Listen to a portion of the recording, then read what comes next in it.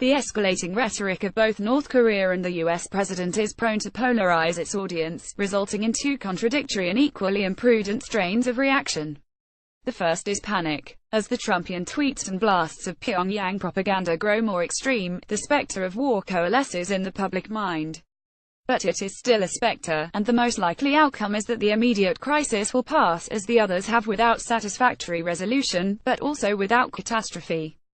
The Korean peninsula is unlikely to go up in flames just yet, despite the fondness of both sides for threats of fire and ashes.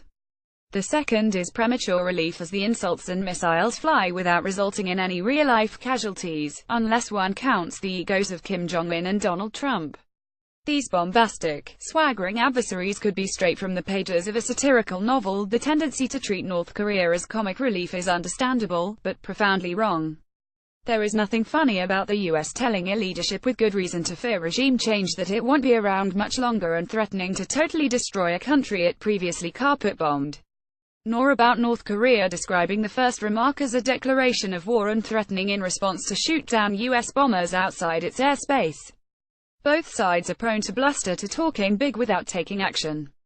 But if the statements should not be taken at face value, they should nonetheless be taken seriously. They may not set out policies clearly, but they indicate possible intentions, to be analyzed and weighed. Beyond that, words themselves have consequences.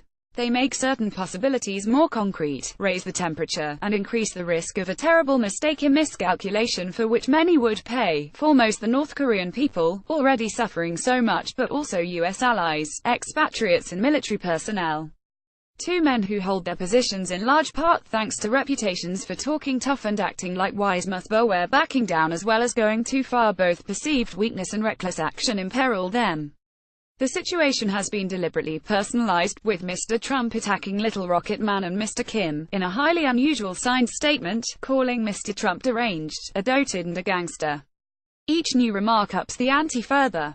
If they're just more bluffing, that too carries a cost. Empty threats weaken credibility. The slanging match is riskier still because neither side understands the rules they are playing by. The closed nature and intense secrecy of North Korea leaves the US in the dark as to how Mr. Kim and the elite think, react and operate. The emaciation of the Department of State, at the cost of essential expertise and experience, makes that far worse. Mr. Trump seems unwilling to listen to much of the advice he does get. And the incomprehension is mutual. It is evident that Pyongyang officials have quite basic questions about who makes decisions in the US and how.